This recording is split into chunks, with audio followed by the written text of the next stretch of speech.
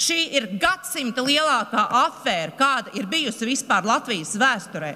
Ko jūs iedomājaties no sevīm? Nevienam nav ne par ko jāatbild. Kariņš, pusmiljonu. Kas ir pusmiljons? Tas ir kapēkas. Tā ir vakardiena. Šeit mēs runājam par 10 miljardiem. Jūs saprotiet?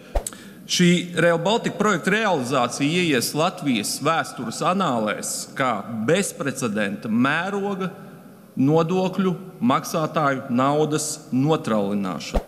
Tagad izskatās pēc tāda antiņu salidojuma. Visi pamodušies pēc kaut kāda letarģiskā miega. Dievs, kas te tagad noticis ir? Kāds kaut ko ir sadarījis? Kas sadarījis? Neviens neko nezina. Nodokļu maksātājiem būs jāsamaksā 8 miljardi. Pēc būtības sanāk tā, ka mēs divās stācijās iegūdam miljardu, bet mūsu kopējais aizsardzības budžets ir 1,3 miljardi. Tāds labs vārds bezpreģels. Tad šitas ir tieši tas. Esmu redzējis dokumentus arī ar ciparu 11,6 miljardi. Taču atmostieties, ko jūs darat? Kurš par to visu maksās? Tāpat es aicinātu izbeigt šīs zinātniskās fantāzijas, ka šis projekts ir mums militāri nozīmīgs no drošības viedokļa. Šis projekts nekad nebūs rentabls. Šis projekts vienmēr būs dotējams. Jā. Totāls fiasko, konkrēti vienkārši noziedzīga bezatbildība. Un tagad jātiek skaidrībā, kas pie kā ir vainīgs. 3 miljardi, 5 miljardi, 8 miljardi, 11 miljardi. Projekta Rail Baltica finanšu melnais caurums plešas plašumā. Kā tā sanāca, ka šis gadsimta projekts var kļūt pēc būtības par gadsimta izgāšanos? Kurš ir atbildīgs? Kuras bija tās amatpersonas, kas pieņēma šos lēmumus? 15. jūnijā Saeimā tika dibināta parlamentārā izmeklēšanas komisijas, kuras uzdevums būs atbildēt uz visiem šiem jautājumiem. Bet tagad Saeimas debats. Pirmais jautājums ir tāds, vai vispār mēs šodien būtu gatavi lemt par projektu Rail Baltica, ja mēs zinātu, ka par šo projektu nodokļu maksātājiem būs jāsamaksā 8 miljardi. Jo, kā mēs vakarā Dombura raidījumā redzējām, iepriekš bija nepilni 2 miljardi plānotās izmaksas, kuras 85% apmērā sedz Eiropas Savienība. Un 15% ir tas, ko jāsadz nacionālām valdībām. Tagad mēs runājam jau par 10 miljardiem. Esmu redzējis dokumentus arī ar ciparu 11,6 miljardi. Tas nozīmē, ja mēs ejam uz priekšu ar šo projektu, tad ir jāapzinās, ka vienīgais veids, kā šo projektu varēs finansēt, ir aizņemoties naudu. Un pat ja kāds saka privātā partnerība, tad arī privātā partnerība automātiski uzliek saistības uz valsts budžeta vienkārši ilgākā laika periodā. Nu ko, draugi, te sēž arī daži šajā zālē, kas vēl pirms neilga laika ņirgājās par deputātu pieprasījumiem un jautājumiem saistībā par Rail Baltica, lika mums lasīt neeksistējošus ziņojumus un plātījās tā, ka naudas būtu tik daudz, kā vēl nekad, un viss tiks realizēts un nekādas problēmas vēl nesaskatīja. Nu ko, tā stunda ir situsi, kņādā par Rail Baltica. Tagad izskatās pēc tāda antiņu salidojuma. Visi pamodušies pēc kaut kāda letarģiskā miega. Dievs, kas te tagad noticis ir?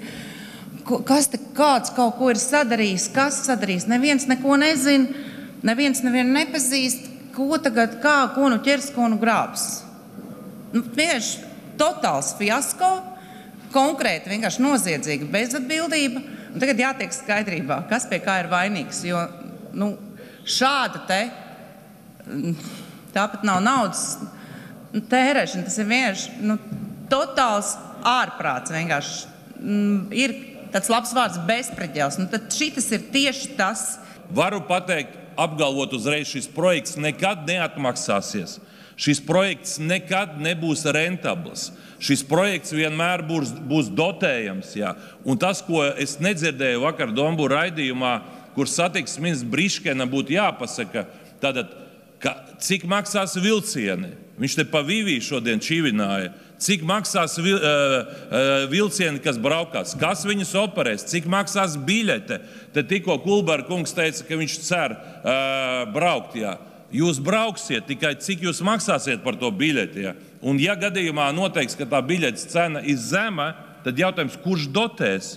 Valsts dotēs. Un tad ir jautājums tāds, ja mūsu ārējais parāds ir 20 miljārdi eiro šodien, tad vai mēs esam gatavi dēļ Rail Baltica palielināt uz 30 miljoni?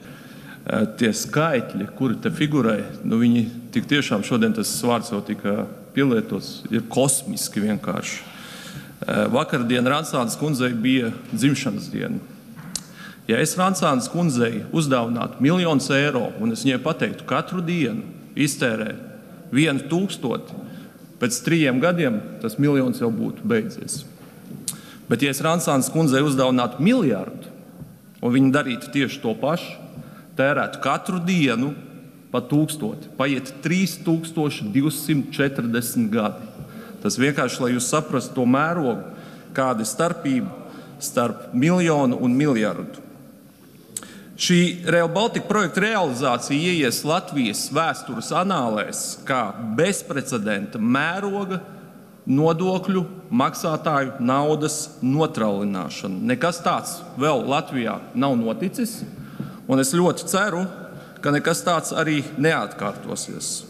Ka šodien būtu jāpieņem lēmumu, ka Latvija atsakās no šī projekta, ja Eiropas Savienība nenodrošina visu finansējumu 85% apmērā. Tādai jābūt pozīcijai, jo mēs esam valsts, kas atrodas blakus Krievijai, Baltkrievijai, kuras šodien ir kara attiecībās ar Ukrainu. Tad skaidri jāpasaka, ka Latvijas ekonomika cietusi visvairāk. Mēs nevaram uzlikt šo projektu uz nodokļu maksātāju pleciem un pateikt, vēl 10 miljardus jūs tagad maksāsiet, jūsu bērni un mazbērni.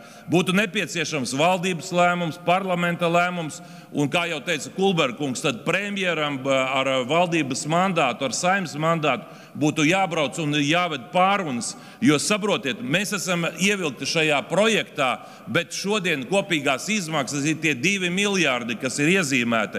Ja mēs pateiksim, jā, mēs ejam uz priekšu, tad jāapzinās, ka mēs uzņemsimies saistības vēl par 8 miljardiem. Šodien mēs redzam to, kad aizņemoties 300 miljonus, jeb izlaižot bondus Air Baltica, tas maksā Air Balticam 50 miljonus gadā. Vai mūsu ekonomika spēj to kaut kādā veidā panest? Es domāju, ka tas nav iespējams, jo mēs esam šodien izmirstoša valsts. Ja? Atbildīgs kā vienmēr neviens nav. Projekta īstenotājs atbildība 0. Satiksmes ministrs atbildība 0. Premjera atbildība 0. Un visas valdības atbildība esošās pagājušās 0. Neviens ne par ko nav atbildīgs. Un tā ir gadu no gadiem. Un, ja jūs spējat iedomāties, cik ir 1 metrs, šitā apmēram 1 metrs, jo es saprotu, ka ir problēmas iedomāties kaut ko vairāk par miljardu, tad 1 metrs, kas ir aptuveni šādi, Rail Baltica projektā izmaksās 26 000 eiro. Un kas ir 26 000 eiro? Tiem cilvēkiem, kas kaut reizi ir satikušies ar saviem vēlētājiem aci pret aci, visticamāk zina par viņu nepieciešamībām. Un tad iedomājieties šo te projektu realizējot uz katra metra, un tāda ir 265 000 metra. Uz katra metra jums stāv jūsu vēlētājs ar savām niecīgajām vajadzībām. Pensionārs, kuram pensija ir vienkārši ārprātīga, vienkārši tik zema, ka kauns dažreiz klausīties, stāv cilvēki, kuriem gadu gadiem nepietiek zāles reto slimību ārstēšanai. Uz katra metra stāv šādi cilvēki. Katrā metrā ir 26 000. Un mēs viņiem atļaujamies pateikt, ka mums nav naudas ne māsiņām, mums nav naudas ne skolotājiem, mums nav naudas daudzbērnu ģimenēm. 4 metri ir 1 dzīvoklis daudzbērnu ģimenei. Taču atmostieties, ko jūs darat? Kurš par to visu maksās? Un šī te komisija, es ceru, ka kāds no jums, kretīniem, vienreiz sēdēs un nevis nebļaujiet, bet es bļaušu. Es nezinu, kā jums, man tas ir līdz kaklam. Šī ir gadsimta lielākā afēra, kāda ir bijusi vispār Latvijas vēsturē. Ko jūs iedomājaties no sevīm? Nevienam nav ne par ko jāatbild. vai mēs šajā izmeklēšanas komisijā konstatēsim kaut kādus korupcijas elementus vai tikai vienkārši klaju ierēģņu nekompetenci, to es nezinu. Bet tā patiesībā jau tas nemaina lietas būtību, jo tāpatās šis rēķins galu beigās tiks piestādīts mums visiem, mums, mūsu bērniem un mūsu mazbērniem. Manā izpratnē šīs komisijas izveides galvenais mērķis nebūtu nav destabilizēt valdību vai gāzt esošo koalīciju, lai gan tādu scenāriju es patiesībā arī neizslēdzu. Izmeklēšanas komisijas mērķis, kā jau Ainārs Šlesers minēja, manuprāt, ir identificēt, kā mēs līdz šim nokļuvām, kas ir par šo visu atbildīgs, un pats galvenais atgriezt sabiedrībai ticību, ka mēs ar viņu līdzekļiem rīkojamies pareizi. Iepriekš to plānoja, ka tur būs Salaspilī šis loģistikas parks, kur nāks kravas arī no austrumiem, no platās lietas šaurās. Tas viss ir beidzies. Patreiz tas ir tīrs pasažieru pārvadāšanas projekts, kurš principā tā arī jāsauc. Un, ja kāds runā par lielo loģistiku, tad skaidrs ir tas, ka no Somijas, ja pat kravas nāks, viņas nekad neatmaksāsies, jo tie cipari, kas ir parādīti, cik tur pārvadāt kravas miljonu kaut kādu tonu. Es gribu jums atgādināt, Latvijas dzelzceļš savā laikā ir pārvadājis ap 70 miljonu tonu gadā, un tad viņš bija rentabls. Šodien pie kaut kādiem 25 miljoniem dzelzceļš jau ir dotējums. Tāpat es aicinātu izbeigt šīs zinātniskās fantāzijas, ka šis projekts ir mums militāri nozīmīgs no drošības viedokļa. Godājamais Kiršteinkungs jau neskaitāmas reizes ir teicis, atlikt uzspridzināt vienu pārvadu un tas projekts beigtos, bet ir vēl divas lietas, kuras es gribētu pieminēt. Tātad pirmais, pie visoptimistiskākajiem scenārijiem šis projekts varētu būt pabeigts pēc 5-10 gadiem. Bet karš jau notiek tagad. Ja, mēs ieguldam infrastruktūrā, kas ir kaut kad nākotnē. Un otrs, kas man šausmīgi pārsteidz, ir tas, kā mēs varam ieguldīt 2 stacijās 1 miljardu eiro, kad tai pašā laikā mēs varētu to 1 miljardu novirzīt aizsardzībai. Vai tad mēs nevarētu nopirkt, pretgaisa aizsardzības sistēmas, vai tad mums ir ļoti daudz naudas civilajai aizsardzībai.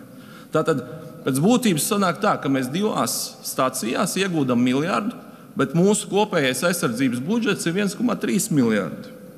Šai izmeklēšanas komisijai ir jāsaprot, kuri ir atbildīgie. Kā varēja būt tā, ka ir pieņemts lēmums, ka valdība nav lēmusi, tas, kas vakar izskan, ja? Kuri cilvēki uzņēmās saistības par to, ka Latvija ir ievilkta 10 miljardu projektā, kuram nav naudas, ja? Nav iespējams, ja mēs te runājam par to, ka kāds, es atvainojos, Kariņš, 500 000. Kas ir 500 000? Tas ir kapēkas, tā ir vakardiena. Šeit mēs runājam par 10 miljardiem. Jūs saprotiet, 10 miljardi, ko mums ir jāuzņemās. Tad jautājums ir tāds, ja katrā nākamajā gadā sastādot budžetu, mēs zinām to, ka valdība vidēji plāno aizņemties 2 miljardus eiro, lai vispār varētu samaksāt skolotājiem un mediķiem algas, pensionāriem pensijas, tad šie miljardi 8 vai 10, tie vēl nāks papildus. Un esmu redzējis, ja gadījumā ātri mēs nerīkosimies, tad Latvijas izmaksas būs vismaz 15 miljardi. Godājamie kolēģi, mēs nevaram virzīties ar šo projektu uz priekšu. Tā ir Latvijas iznīcināšana, ja mums nav garantēts finansējums. Vienkārši apgūt naudu, lai būvniekiem būtu darbs. Šie objekti, kas ir sabūvēti, viņi nekad netiks savienoti, ja mums nebūs pilna finansējuma. Un līdz ar to, pirms šī komisija ir sākusi strādāt, es esmu gatavs šodien paust skaidru partijas Latvija pirmajā vietā pozīciju, ka mēs neatbalstīsim šī projekta virzīšanu bez skaidra finansējuma. Un te nevar pateikt tā, nu tad drusku paņemsim vēl naudiņu, vēl. Un kas, 1 miljardu mēs kaut kur atradīsim, bet kopīgās izmaksas ir 10 miljardi. Tas nozīmē to, ka mums vajag vēl 7 miljardus. Tad, principā, parlamentam jālem. To nevar, piedodiet, uzņemties atbildību kādi satiksmes ministrijas ierēģi, darbinieki vai pat ministrs Briškens. Problēma Briškens, to, ko es teicu, viņš ir bijis 10 gadus Rail Baltica projektā, un šodien viņš domā, kā aizsargāt to Briškenu, kas ir bijis iekšā. Tā kā, paldies, mans laiks ir beidzies, bet jāatbalsta komisija, jānoskaidro, kas ir atbildīgie, un tad parlamentam būs jālemj, ko mēs darām. Un visbeidzot, tas, kas man arī visvairāk kaitina, ir tas, ka es esmu piedalījies 2 budžetos. Un budžets ir pēc būtības vissvarīgākais dokuments. Un ne pirmoreiz, ne otroreiz nebija ne vārds par šīm potenciālajām saistībām, kas mūs var skart. Tā tad var izdarīt 2 secinājumus. Vai nu mūs apzināti neinformē par to, vai nu arī viņi paši, tie cilvēki, kas šo budžetu veidoja, vienkārši par to nezināja. Un abas 2 versijas ir, diemžēl, ļoti nožēlojamas.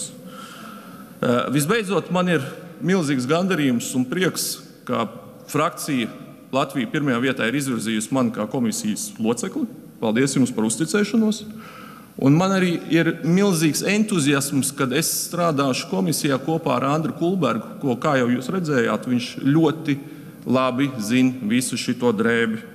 Tā kā cerams, ka komisijas ilgums būs ilgāks par 3 mēnešiem, jo darba apjoms ir milzīgs. Un cerams, ka panāksim kaut kādu rezultātu. Paldies!